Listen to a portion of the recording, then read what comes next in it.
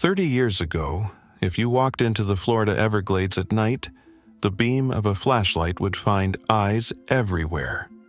Rabbits in the grass, raccoons at the water's edge, opossums, bobcats, foxes, the constant motion of a swamp thick with mammals. Today, you can walk the same ground, sweep the same light across the same water, and find nothing. No rabbits, no raccoon tracks in the mud, no foxes. The Everglades at night has gone quiet in a way that ecologists describe as one of the most complete wildlife collapses ever recorded in North America. A mammal population that has crashed by more than 90% across huge stretches of the park. Something ate them. And that something is still there, still growing, and it is no longer staying inside the Everglades. The animal is the Burmese python, Python bivitatus, one of the largest snakes on Earth, native to the jungles of Southeast Asia, capable of reaching nearly 20 feet and over 200 pounds. It should not exist in Florida at all. It arrived through the exotic pet trade, animals released or escaped, the first one officially removed in 1979, and it found in the Everglades a subtropical wetland with unlimited prey and, crucially, nothing that could kill it. No natural predator, no competitor, no check of any kind, and so it did what an apex predator with no enemies does. It ate, and it bred, and it spread. For a long time, the reassurance offered to the rest of the country was simple and scientific. The python was a tropical animal. It could not survive the cold. It was sealed inside the warm southern tip of Florida by its own biology, and it would never be able to push north into the rest of the United States. That reassurance is falling apart, and the reason it is falling apart is one of the most unsettling things happening in North American ecology right now. The python is escaping the Everglades. Maps released in 2025 show its range spreading beyond South Florida. Sightings are becoming more frequent along the state's Gulf Coast, well north of the wilderness it was supposed to be confined to. In Charlotte County, a resident captured a python nearly 12 feet long near their home, not deep in a swamp, but in a place where people live. Researchers tracking the population have identified a distinct northern subpopulation, animals established at the northern edge of the range and pushing outward. The snakes are moving, slowly and steadily, in the one direction everyone was assured they could never go. Which raises the question the cold was supposed to answer for us. If the python is a tropical animal that cannot survive the freeze, how is it moving north anyway?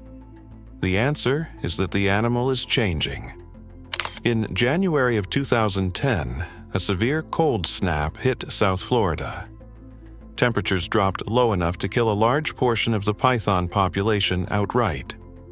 The cold did exactly what biologists said it would do, but it did not kill all of them. A subset survived. And when researchers later analyzed the genetics of the population, they found something that should give everyone pause. The snakes that lived through the freeze carried specific genetic variations, alleles that gave them better tolerance of cold and more flexible metabolism. The freeze did not stop the python. It selected it. It culled the animals that could not handle cold and left behind the ones that could, and those survivors bred and passed those cold-tolerant genes to the next generation.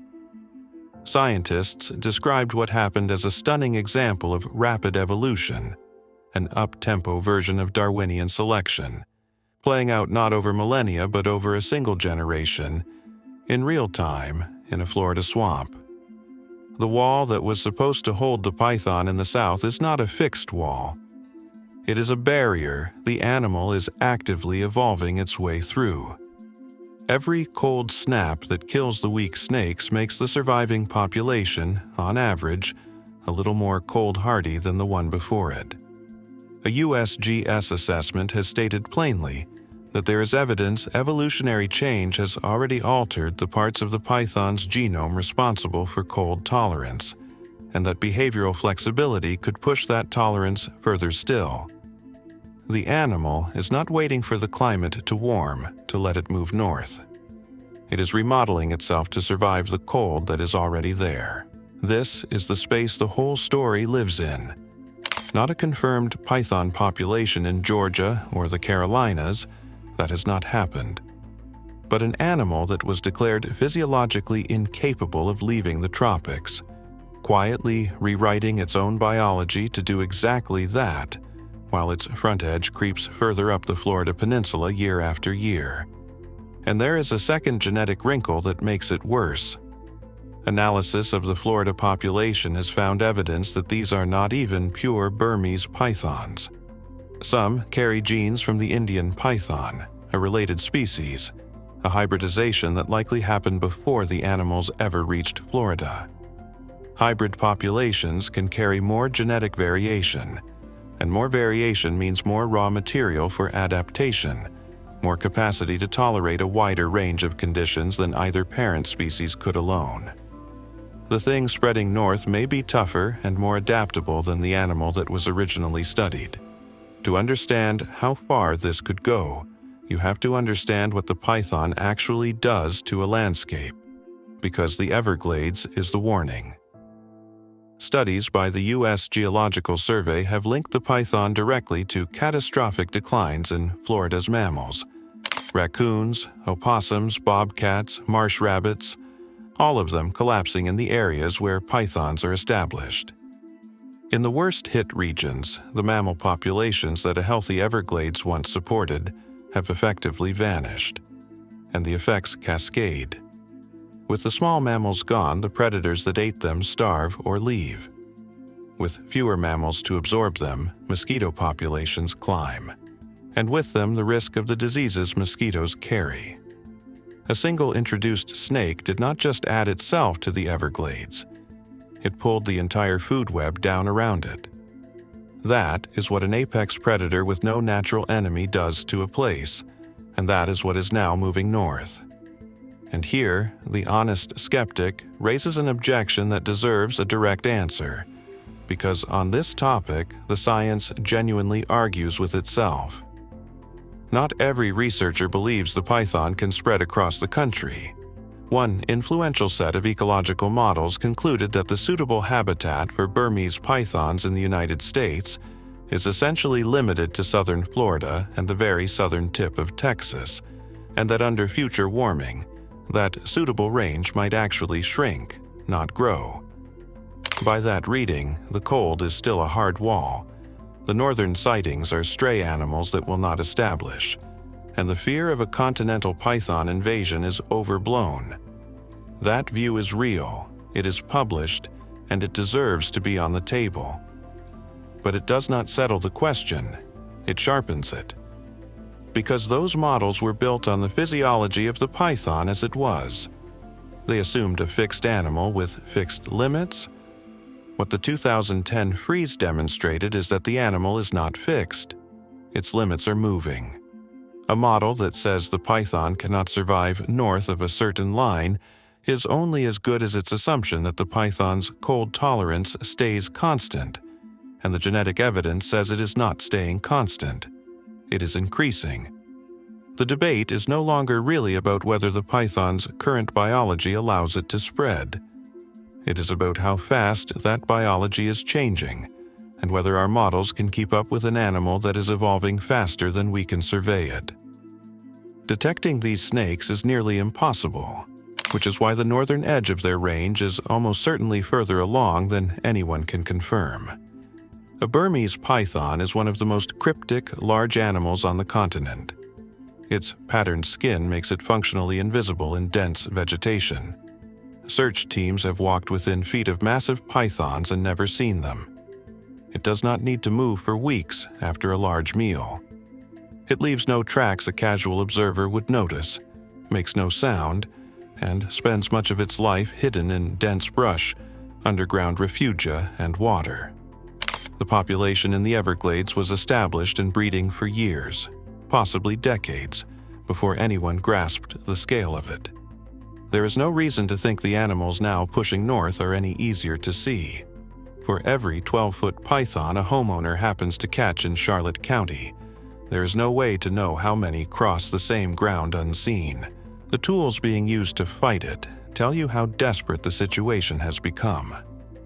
Florida now deploys radio-tagged scout snakes that lead hunters to hidden breeding aggregations, specially trained dogs that sniff pythons out of the brush, robotic rabbits, mechanical decoys that lure the snakes into the open and fire off a GPS signal when they strike, annual public hunts that draw 1,000 people to kill as many snakes as they can, and in 2025 removed a record number in 10 days. And with all of that, every dog, every drone, every scout snake, every hunter, the population continues to grow and the range continues to expand. The U.S. Geological Survey has stated the hard truth outright. The odds of eradicating an established reptile population once it has spread across a large area are very low. The python is not being beaten back. At best, it is being slowed. The Everglades at night is quiet now, and whatever the pythons did to make it quiet, they did in near total silence, unseen over years, while the reassurances held that the animal could never really spread. That is the condition under which this entire invasion has unfolded, real enough to measure in the collapse of an ecosystem, cryptic enough that the animals themselves are almost never seen, and adapting faster than the science built to contain it. Biologists no longer doubt that the python is one of the most destructive invasive predators ever introduced to North America. The mammal collapse is documented. The northern spread is on the maps. The cold tolerance is in the genome. What remains unresolved is not whether an animal that was supposed to be trapped in the tropics is moving north. It is how far it will get before the models catch up to the fact that it stopped obeying them. Somewhere past the edge of the Everglades, in the brush at the margin of where the maps say it should be able to live, something enormous and patient and almost impossible to see is moving north through the dark. A little more cold-hardy than its parents were, following no instinct anyone can name, into country that was promised it could never survive.